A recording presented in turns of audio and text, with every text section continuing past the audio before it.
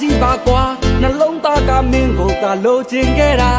မင်းတယောက်တည်းချစ်တာကိုမင်းသိရဲ့လားချိန်တွေကဆိုပါမယ်မှန်တော့သစ္စာကိုယုံကြည်ပါတဲ့မင်းရဲ့ကတိစကားများရင်ခုန်တဲ့ချင်းချင်းသိထားတာ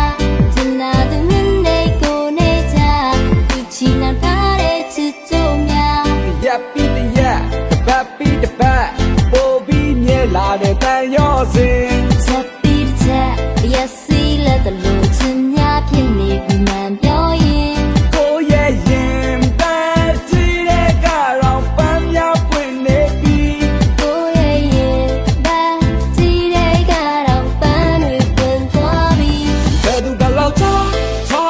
စိတ်မဝင်စားမင်းငါမိပယာကဘာမြေပေါ်ကမိန်ကလေးတွေ့ချမှာ